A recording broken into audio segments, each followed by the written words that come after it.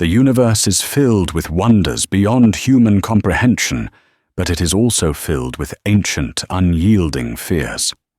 On a remote moon orbiting a gas giant, a child was born to a race of beings made of living light. But this child was different. She was born in shadow, without the sacred glow of her people. The high luminary, the voice of their god, declared her a curse, a void to be cast out into the unforgiving void of space. The law was absolute. Her fate was sealed.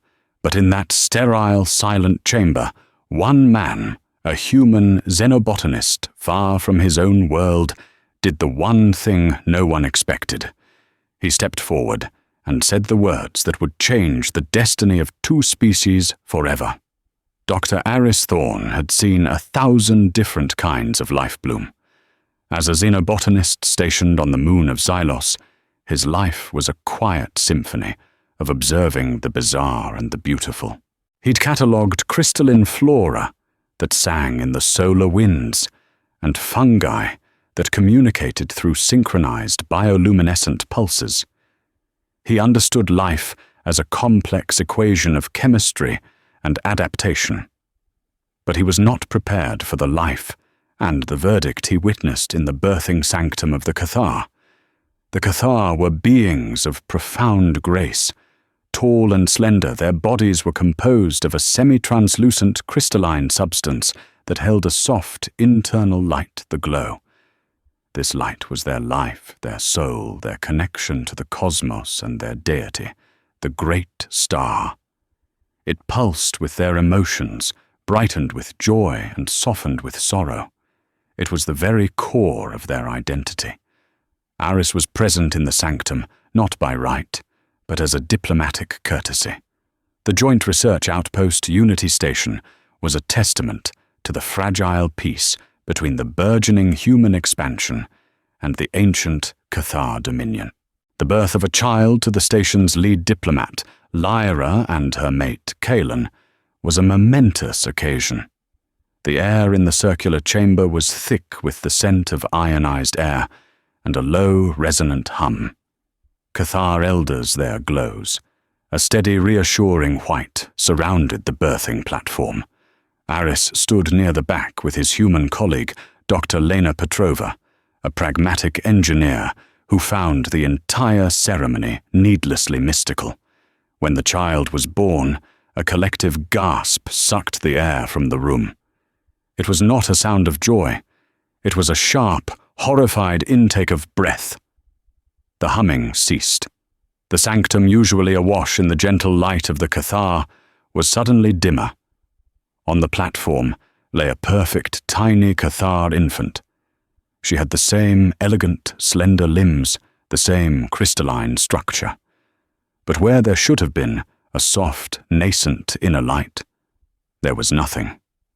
A hollow, unnerving darkness. She was a void, a miniature black hole in a universe of light. Lyra, the mother, let out a sound that transcended species, a keen of pure, unadulterated grief. Kalen reached for her, his own glow flickering violently, a sign of extreme distress. Before them stood High Luminary Xylar, flown in from the Cathar homeworld for the occasion.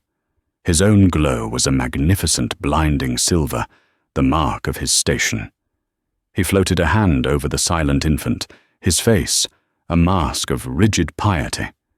He was silent for a long, agonizing minute before he spoke, his voice echoing in the chamber like shattering glass.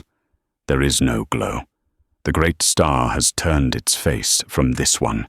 It is an anathema, a void child. It is cursed. The word cursed fell like a physical weight. The Cathar elders recoiled. Lyra sobbed uncontrollably. What? What does that mean? Aris whispered to Lena, though he already feared the answer. Lena's face was grim. Their ancient laws are specific. An anathema cannot be allowed to exist among the glow-born. They believe it's a spiritual contagion that will dim the light of their entire race. Xylar raised his voice, leaving no room for debate. The law is clear. The void must be returned to the void.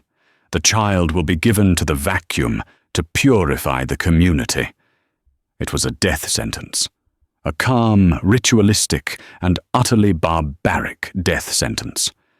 Aris felt a cold fury rise in his chest, a feeling he hadn't experienced since he'd lost his own wife and daughter in a shuttle accident years ago. He saw the face of his own lost child, and in that moment something inside him snapped. As two robed Cathar attendants moved toward the infant, Aris strode forward, breaking the silent circle. The Cathar turned to him, their glows pulsing with surprise and indignation. "Stop, Aris," said his voice, quiet but firm, cutting through the ritualistic silence. High Luminary Xylar fixed him with a gaze that felt physically cold. "Human, this is Cathar law and sacred right. It does not concern you. It concerns any sentient being when a child is sentenced to death for the crime of being born." Aris retorted, his heart pounding. He looked at the infant, so small and helpless. She wasn't a void. She was a baby. What has she done? It is not what it has done. Xylar hissed the silver light within him, swirling like a storm. It is what it is. An absence, a blight, a prophecy of darkness. Aris shook his head, stepping closer to the birthing platform. He ignored the hostile pulses from the elders. He looked directly at Lyra, the grieving mother. Her eyes met his, filled with a terrifying cocktail of sorrow and shame. He saw a flicker of hope there, a hope she didn't dare voice. "There is another way," Aris said, his voice ringing with a conviction that surprised even himself. Xylar's laugh was a dry, crackling sound. "There is no other way. The texts are immutable." Aris took a deep breath. The idea was insane. It was career suicide. It would make him a pariah. But as he looked at the child, he knew he had no other choice. The ghost of his own daughter was whispering in his ear, "Do something." He turned his gaze back to the High Luminary, his jaw set. "The law says she cannot exist among the glow-born, Aris," stated, recalling Lena's words. "It says she must be cast out. It doesn't say she has to die." He pointed to himself. "I am not Cathar. I am not glow-born." A confused murmur rippled through the assembled Cathar. Xylar narrowed his eyes. Your point, human Aris took the final step, placing himself between the attendants and the infant. He looked down at the child whose tiny crystalline fingers were curled into a fist. He felt an overwhelming wave of protectiveness. "She will be cast out," Aris declared, his voice echoing with the finality of an oath. "To me, I am an outsider, a different species. Let her be an outcast with me. If you declare this child cursed," he paused, meeting the High Luminary's stunned gaze, "then I'll raise her myself." The silence that followed Aris's declaration was more profound than the one that had greeted the child's birth. It was a silence of pure, unadulterated shock. Lena Petrova looked like she was about to have a heart attack. The Cathar elders' glows flickered in a chaotic display of confusion and outrage. High Luminary Xylar was the first to recover. Absurdity. The human mind is a maelstrom of sentimentality and illogic. The anathema is a Cathar matter. "You are going to throw her out an airlock," Aris countered, his voice dangerously low. "That makes it a sentient matter, and I'm making it my own. Your law is satisfied. She is removed from your community. She will live in the human sector of the station. She will not interact with your people. She will be, for all intents and purposes, dead to you." It was a loophole, a clever twisting of doctrine that Xylar had not anticipated. The High Luminary's silver light pulsed with fury. He was a being of faith and tradition, not a creature of debate.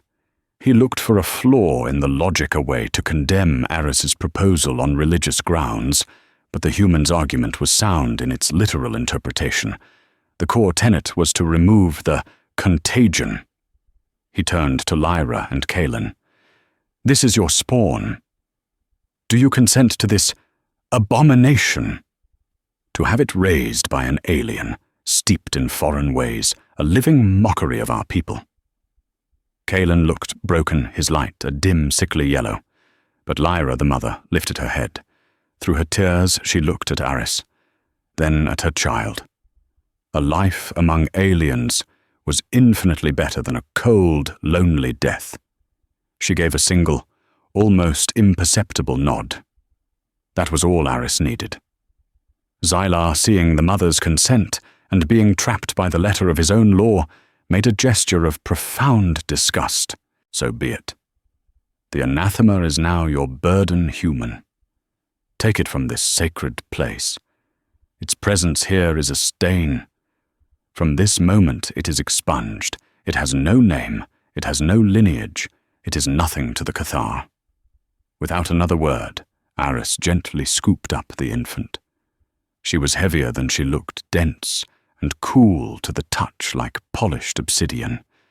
He wrapped her in a spare, sterile cloth.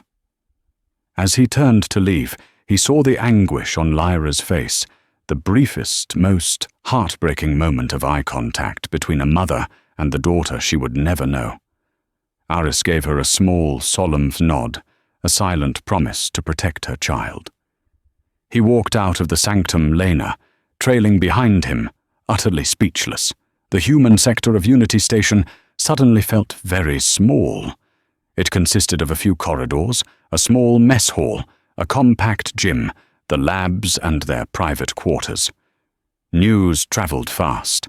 By the time Aris reached his room, the station's human commander, a stern woman named Evelyn Reed, was already waiting for him. "Thorn, what in the hell have you done?" she demanded, her arms crossed. "I saved a child's life, Commander," Aris said carefully, placing the infant in a makeshift cradle he'd fashioned from a specimen container lined with his softest shirts. "You've potentially created a diplomatic incident of catastrophic proportions. You interfered with a sacred rite. They call it a rite, I call it murder," Aris shot back. "And technically, I provided them with a solution that adhered to their law." The High Luminary agreed. He was cornered, Aris, and you know it. The Cathar are an ancient, proud people. They don't take kindly to being outmaneuvered, especially not by a human citing their own scripture against them. You've shamed him. You've shamed them all. Lena finally spoke up. "He's right, Evelyn. It was murder. I saw it. Aris found a third option. It might be a messy one, but it was the right one." Commander Reed sighed, pinching the bridge of her nose. She looked at the sleeping infant. "And what are you going to do now? We have no supplies for a Cathar infant. We don't even know what they eat. What if she gets sick? Their biology is a near total mystery to us." The monumental scale of his decision began to settle on Aris. He looked at the tiny, dark form. Panic, cold and sharp, tried to claw its way up his throat. What had he done? He was a botanist, not a pediatrician, let alone a xenopediatrician. "I'll learn," Aris said, his voice softer now. "I'll figure it out. I have to. The first few weeks were a blur of desperate research and improvisation. With the Cathar refusing all contact, Aris and Lena were on their own. They synthesized a formula based on what little data they had on Cathar physiology, a nutrient-rich paste of processed minerals and complex proteins. Aris spent hours in his lab, meticulously testing and refining it. He converted his secondary botany lab into a nursery, carefully calibrating the temperature and humidity to match what he knew of Cathar environmental needs. He named her Ilara, a human name, a star in the constellation Canis Major, a small light in the darkness. It felt right. Raising her was a journey of discovery. Ilara didn't cry with sound. When she was distressed, the ambient temperature around her would drop by a few degrees. When she was content, there was a faint, pleasant scent, like petrichor, the smell of rain on dry earth. She was a quiet, observant baby, her large, dark eyes following Aris everywhere. He became her entire world. He fed her, cleaned her, and held her. He read to her from his botany texts and hummed old earth lullabies. The small human crew of the station, initially wary, slowly came around. They saw not a diplomatic incident, but a man who had become an unlikely father, and a child who, despite her strange origins, was just a child. Lena was his rock, a constant source of pragmatic support and scientific collaboration. The Cathar, however, remained cold and distant. They moved through the station like ghosts, their glows dimming whenever Aris or Ilara were near. They would alter their course in the corridors to avoid walking past Aris's quarters. To them, Ilara was not there. She was a ghost, a void that had been filled by human foolishness. Aris built a wall of love and science around Ilara, shielding her from the silent condemnation of her own people. He promised himself she would never feel like a curse.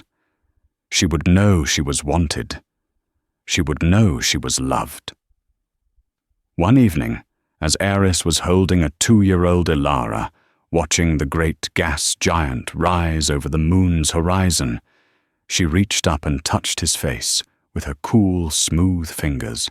She couldn't speak yet, her biology lacking the vocal cords for human speech, but she looked into his eyes, and for the first time, Aris felt a strange sensation. A faint, quiet hum, not in the air, but directly in his mind. It was a feeling of pure, unadulterated contentment. It was her, communicating. He smiled, a tear tracing a path down his cheek. "Hello, Ilara," he whispered. "I hear you." He didn't know it then, but this was the first hint that the absence of the glow was not an absence of everything. It was merely the space for something entirely new. 8 years passed. 8 years of exile within the confines of Unity Station. For Aris, it was a time of unexpected, profound fulfillment. For Ilara, it was the only life she had ever known. She grew with the same gangly grace as the Cathar, but her crystalline skin remained the color of polished twilight, absorbing light rather than emitting it. She was a living shadow in the brightly lit corridors of the station. Aris had become a master of non-verbal communication. He learned the subtle shifts in temperature that signified her moods, the faint ozone scent of her curiosity, and the deep mental hum of her concentration. With Lena's help, they had developed a neural interface headband that could translate Ilara's unique telepathic hums into synthesized speech. Her voice, when it came, was soft and melodic, a strange counterpoint to the silence in which she lived. Aris was her teacher, her father, and her best friend. He transformed his lab into a classroom. He taught her botany, showing her the resilient life that thrived in the harshest conditions. He taught her physics, explaining the starlight that her own people worshipped, but that she could not create. He taught her human history, art, and music, filling her world with the stories of a people she had never met from a planet she had never seen. He did his best to build a universe for her in their small section of the station, but he could not shield her from everything. He could not shield her from the windows. From the observation deck she would watch the Cathar. She saw them move in groups, their internal glows shifting and communicating in a silent, beautiful language she could not speak. She saw them interact with a casual grace, their light brightening in greeting a gesture she could never return. One day, when she was 10 years old by human standards, she and Aris were in the hydroponics bay. She was tending to a patch of Martian fire flowers, their petals shimmering with faint electrical pulses. "Papa," her synthesized voice echoed softly in the quiet bay. "Yes, sweetie." Aris replied, not looking up from the nutrient solution he was mixing. Why don't I glow? The question struck Aris like a physical blow. He had been dreading it for years. He'd given her scientific answers explaining that her biology simply didn't include the silicate-based organisms that produced the Cathar's bioluminescence. But he knew that wasn't what she was asking. She was asking why she was broken. He put down his beaker and knelt in front of her. Elara, you not glowing is like these flowers being red instead of blue. It's not wrong. It's just different. The others are all blue, she stated her simple logic, unassailable. They don't talk to me. When I walk down the main corridor, their light gets sad. Why do they look sad when they see me? Aris's heart ached. Because they don't understand Elara. They are afraid of things that are different. It's a failing in them, not in you. Am I a curse? The word whispered by the synthesized voice was a dagger. He pulled her into a hug, holding her slender, cool frame tightly. No, never. You are the best thing that has ever happened to me. You are my daughter. You are brilliant and kind, and you see the world in a way no one else does. That is a gift, not a curse. But he knew his words were a small shield against a constant barrage of silent rejection. The weight of his decision a decade ago had fallen not on him, but on her shoulders. It was shortly after that conversation that the strange incidents began. They were small things at first. A flickering light panel that would steady the moment Elara walked past. A malfunctioning door that would suddenly slide open for her. A corrupted data file on Lena's console that unscrambled itself when Elara touched the screen. Lena, ever the engineer, was the first to notice the pattern. Aris, come look at this, she said one afternoon, pointing to a diagnostic screen. The power conduit outside your quarters has been fluctuating for weeks. Wildly. But every time it stabilizes itself. The station's diagnostic log keeps flagging it as an anomaly, but the self-repair protocols aren't kicking in. It's like something else is smoothing it out. Aris frowned. And the fluctuations only happen when Elara is in her room, usually when she's concentrating on her studies or sleeping. It's like she's subconsciously interacting with the station's power grid. Aris was skeptical. Lena, that's impossible. She's organic. She can't just talk to a plasma conduit. Her telepathy isn't speech, Aris. It's a structured resonant frequency. The station runs on energy. Maybe her brain, her very biology, operates on a frequency that can interface with it. The absence of the glow. What if her body is compensating? What if, instead of generating light, her biology is designed to absorb and manipulate energy? The idea was both terrifying and exhilarating. They decided to run a simple, harmless test. They brought Elara into the engineering bay, telling her they wanted to show her how the station's life support worked. Lena brought up the schematic for a secondary atmospheric scrubber that had a minor recurring software glitch. Elara, sweetie, Lena said gently. This system isn't working quite right. See these error codes? Elara looked at the screen, her dark eyes focused. She placed a hand on the console. It's noisy. The data is tangled. Can you untangle it? Aris asked, his breath held. Elara closed her eyes. The low mental hum Aris always felt around her intensified. The lights in the engineering bay flickered for a second.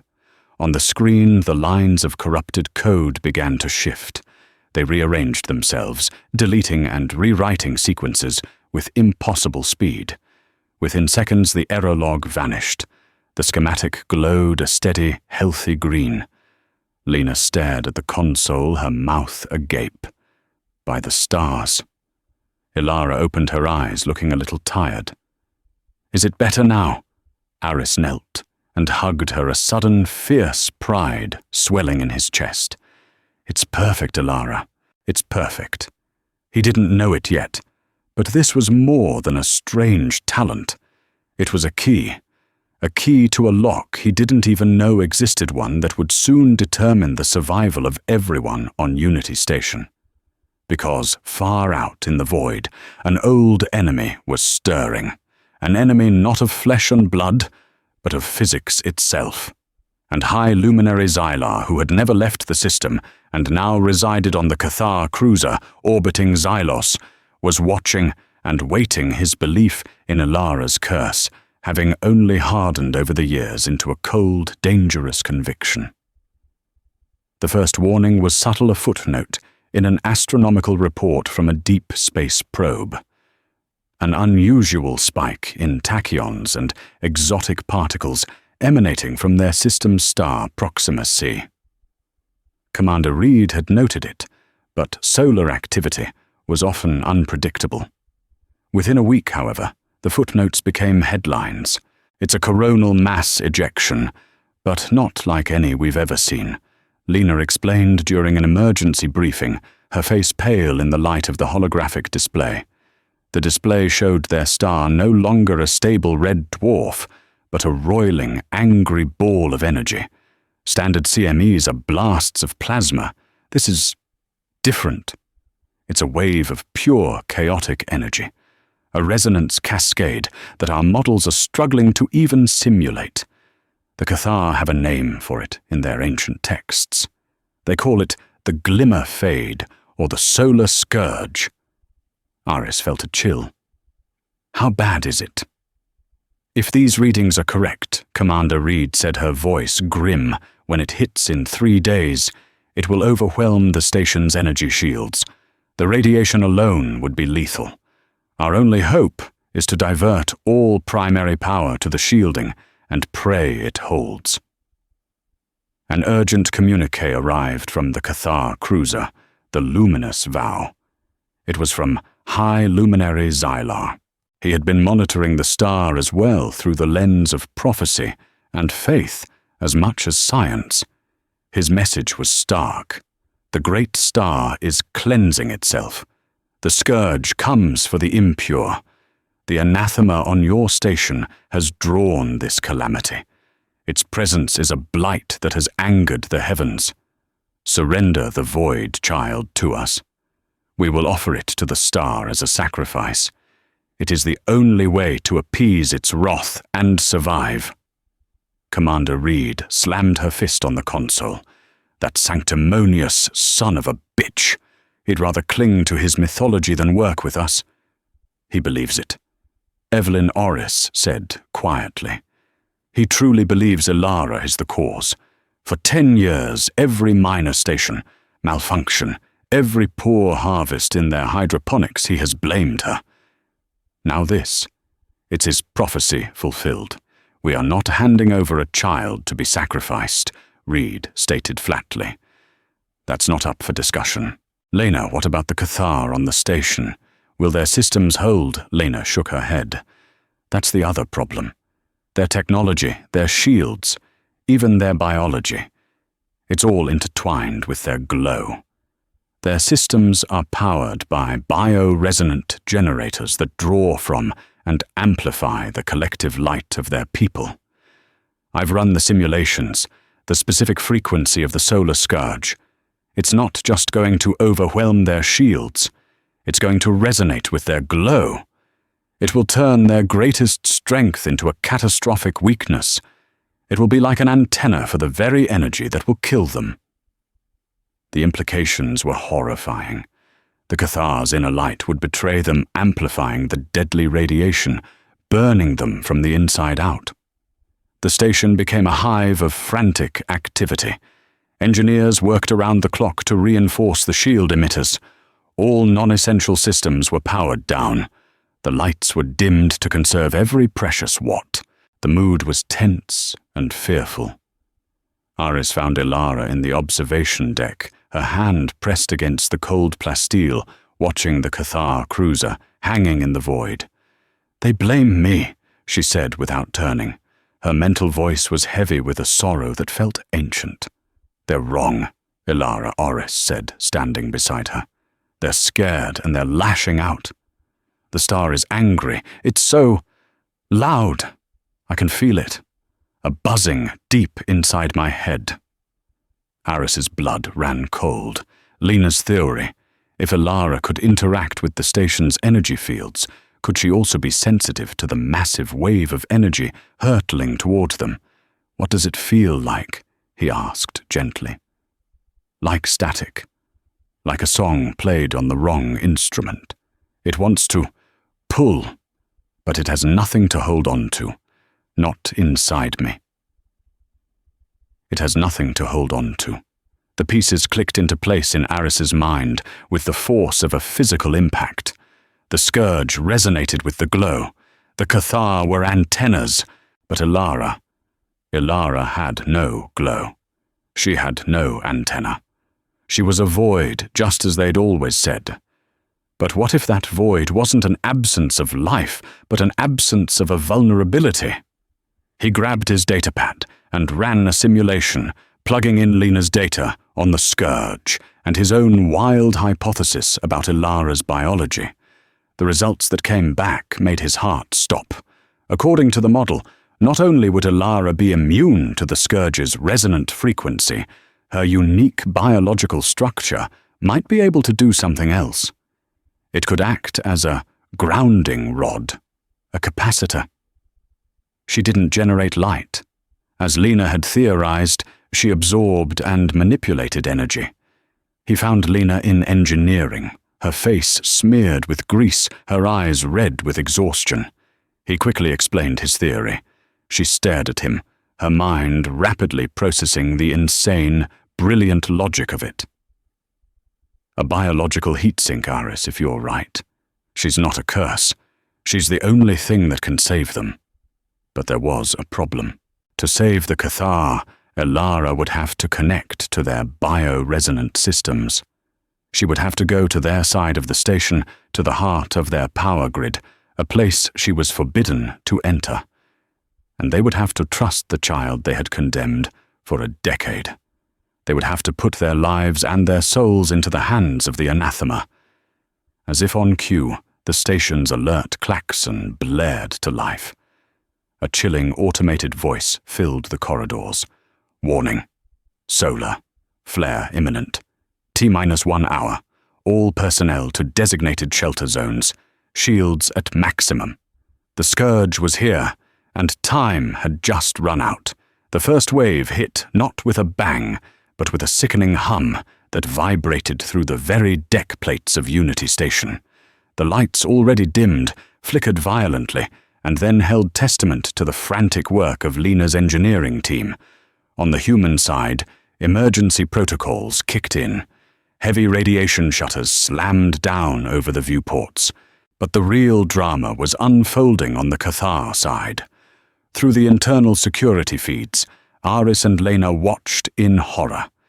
The corridors of the Cathar sector, normally filled with a serene, gentle luminescence, were now strobing with chaotic, painful pulses of light. Cathar were collapsing their bodies, spasming as their own inner glow turned against them. The scourge's resonant frequency was tearing them apart from the inside. Their shields, powered by that same bioenergy, flickered and died, one section at a time. "Their cascade is failing," Lena yelled over the station-wide alarms. "The radiation is pouring into their sector. They have minutes at best." Aris's mind was racing. His theory was no longer a theory. It was their only hope. He turned to Ilara, who stood beside him, her face a mask of calm focus. She seemed utterly unaffected by the energy washing over the station. In fact, she seemed attuned to it. "I can feel them," she said, her synthesized voice cutting through the chaos. "They are hurting. Their light is screaming." In that moment, Aris saw not a child, but a figure of immense strength. He made a decision. "Commander Reed, open a channel to the Cathar sector." "Now they aren't responding," Aris Reed shouted back from the command console. "Then we're going over there," he declared. "Lena, I need a direct interface port for Ilara. Something that can connect her to the master conduit of their power grid." Lena's eyes widened, but she nodded already, grabbing tools and a portable console. The central nexus is in their meditation chamber. It's the heart of their entire system. "Ilara, are you willing to do this?" Aris asked, kneeling in front of her. "It could be dangerous. I don't know what will happen when you connect to that much power." She looked at him, her dark eyes reflecting the flashing red alert lights. "They cast me out, Papa, but they are still my people. You taught me that you don't turn your back on people who are hurting, even if they don't understand." The simple, profound humanity in her words brought tears to Aris's eyes. This was his daughter. He had taught her well. The journey to the Cathar sector was a nightmare. The main corridor connecting the two halves of the station was flickering with raw energy. They had to force the doors which had sealed on emergency lockdown. When they burst into the Cathar side, the scene was devastating. Beings of light lay writhing on the floor, their glows sputtering like dying flames. The air was thick with the smell of ozone and a palpable aura of pain. The surviving Cathar, who were still on their feet, stared at the intruders with wide, terrified eyes. They saw Aris, the human who had defied their law, and they saw Ilara, the anathema, walking among them completely unharmed. Fear warred with desperation on their faces. They were dying. The void child they had shunned was walking through the storm without a scratch. They reached the ornate double doors of the meditation chamber. It was sealed. A Cathar elder, his light a pale, sickly green, stood guard, leaning heavily against the wall. "You cannot," he gasped. "The anathema defiles this sacred place. This sacred place is about to be sterilized by a wave of hard radiation if you don't let us help," Aris yelled. He didn't have time for piety. He and Lena forced the door. The meditation chamber was a grand circular room. In the center, a massive crystalline spire rose from the floor to the ceiling, the central nexus of their power system. It pulsed erratically with the station's dying energy. The air crackled. Lying at the base of the spire was High Luminary Xylar. He had been attempting to stabilize the nexus with his own formidable energy, but had been overwhelmed. His magnificent silver glow was now a flickering, agitated grey, and he was convulsing in agony. He saw them enter his eyes, widening in disbelief and hatred as he locked onto Ilara. "No. The beast of prophecy comes to watch us die," he rasped. "She's not here to watch. She's here to save you," Aris shouted, turning to Lena. Now Lena worked with lightning speed, prying open an access panel at the base of the spire and connecting her portable console. Wires and fiber-optic cables snaked out, which she attached to a custom-made interface cuff.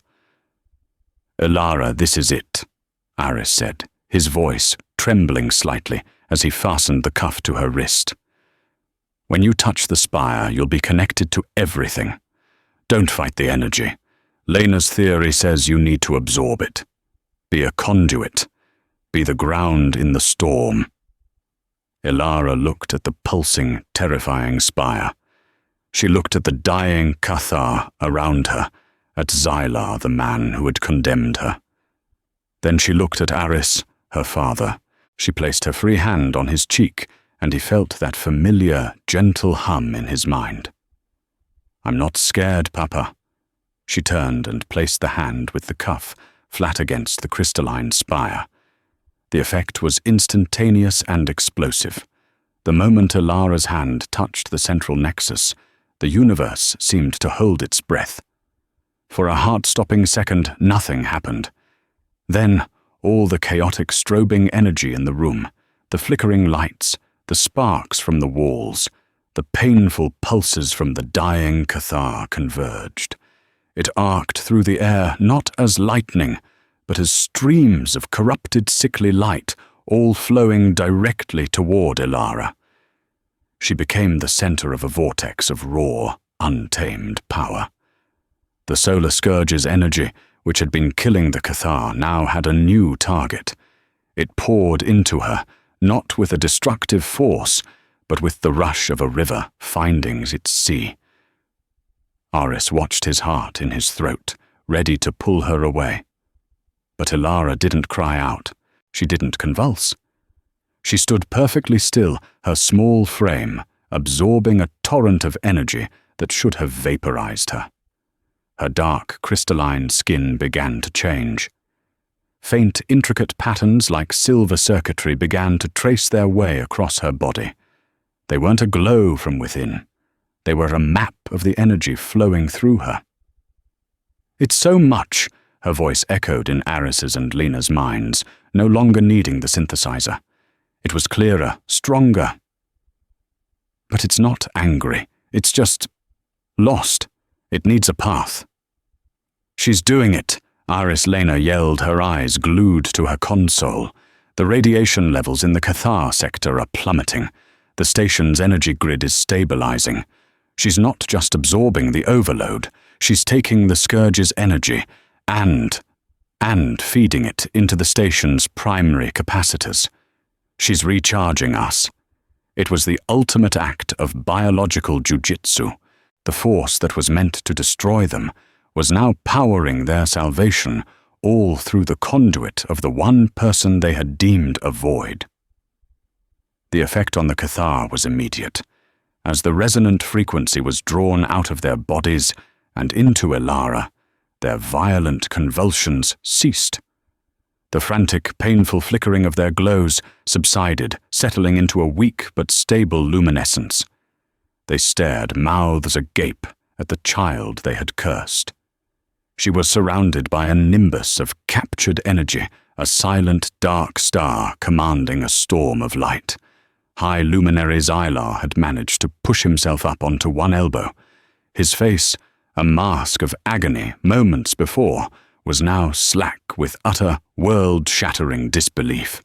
Everything he knew, every sacred text he had preached, every law he had enforced, was being incinerated before his very eyes. The anathema, the void child, the prophecy of darkness was not a blight. She was a shield, a savior. The prophecy was true, but he had read it all wrong. She wasn't an absence of their light. She was the answer to a fire their light could not withstand. The main wave of the solar scourge passed. The violent hum throughout the station faded, replaced by the steady thrum of a fully powered and stable energy grid. The streams of light flowing into Ilara thinned to a trickle and then stopped. The silver patterns on her skin faded, and she slumped forward, her energy spent. Aris caught her before she hit the ground, holding her tightly. She was unconscious, but she was alive. Silence descended upon the meditation chamber. It was broken by the soft, rustling sound of a Cathar elder, slowly, reverently kneeling. Then another, and another.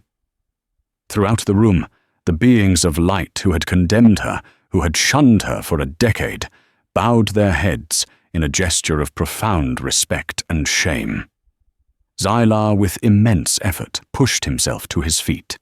He staggered towards Aris, who instinctively shielded Ilara's sleeping form, but there was no malice in the High Luminary's eyes, only a shattered certainty and a dawning, painful awe. He stopped before them and looked down at the child he had ordered to be cast into the void. His own silver glow, now steady, seemed dimmer, humbled. "We were blind," Xylar whispered, his voice cracking. "We worshipped the light, but we did not understand the nature of darkness. We saw a void and called it empty. But it is not empty. It is potential. It is peace. It is the shelter from the flame." He turned his gaze to Aris, and for the first time the human saw not a zealot, but just a man who had been terribly, catastrophically wrong. "You human Xylar," said his voice, filled with a strange reverence.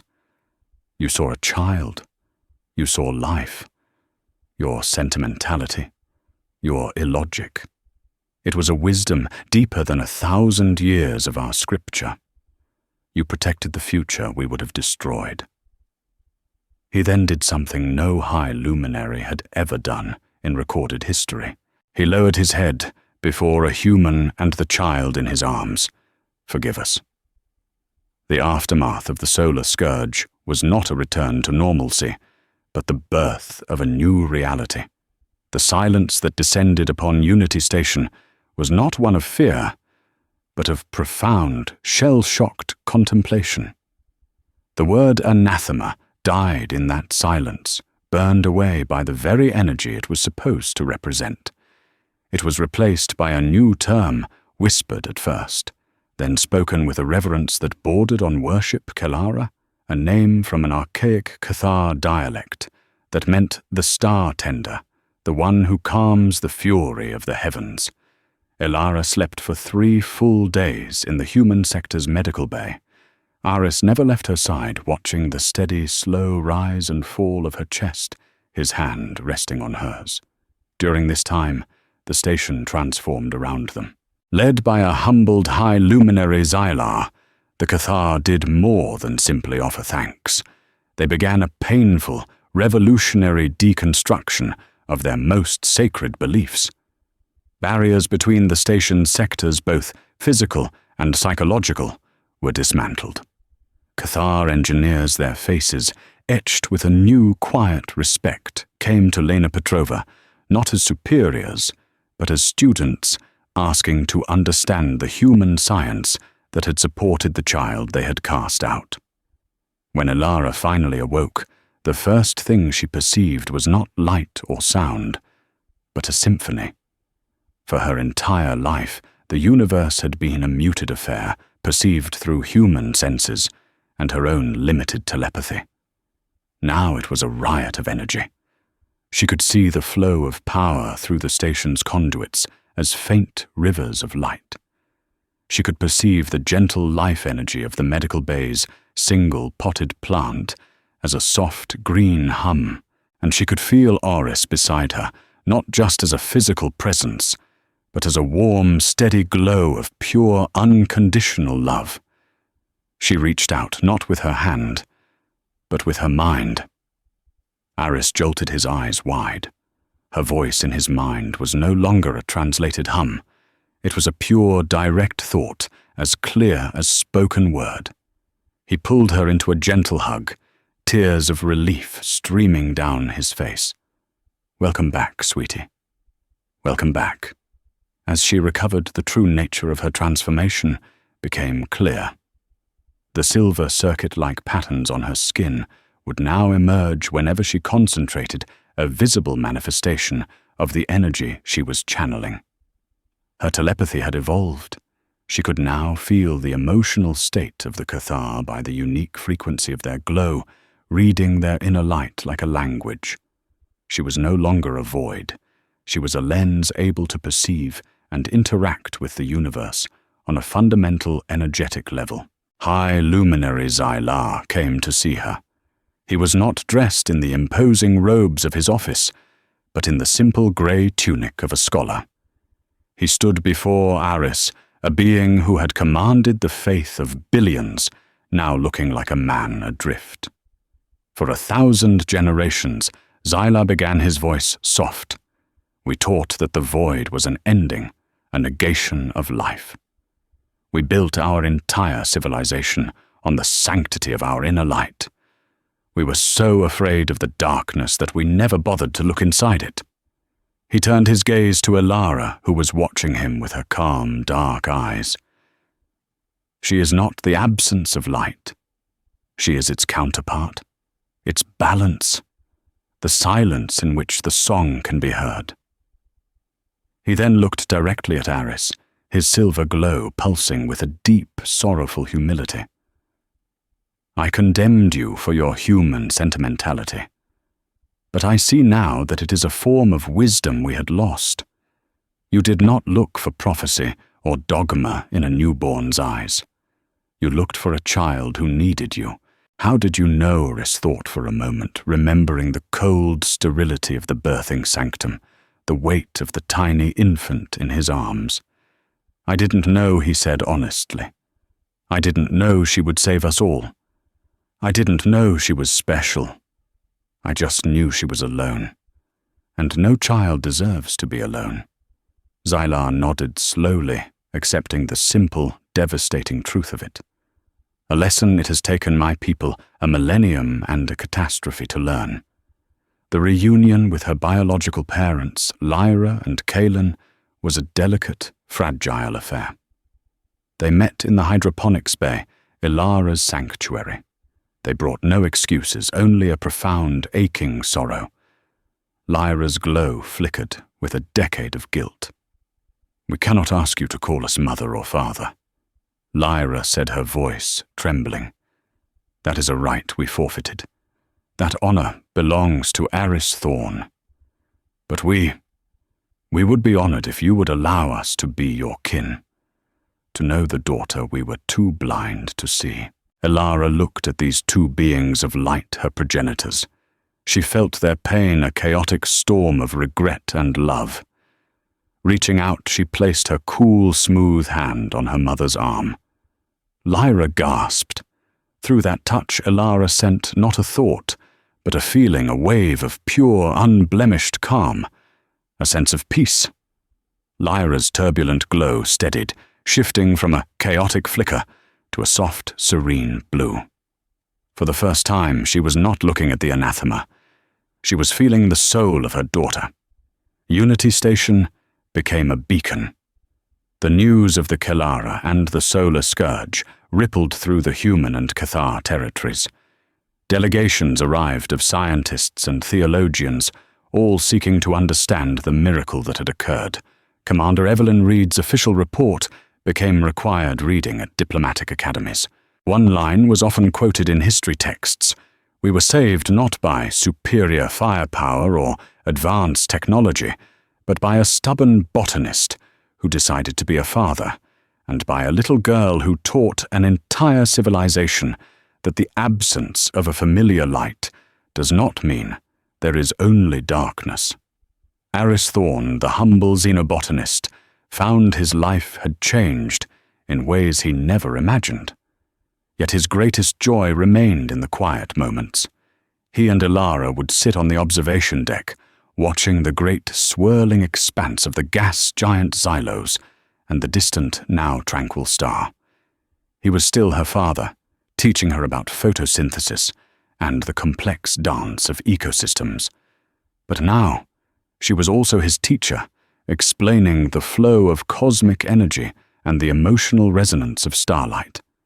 The universe needs balance.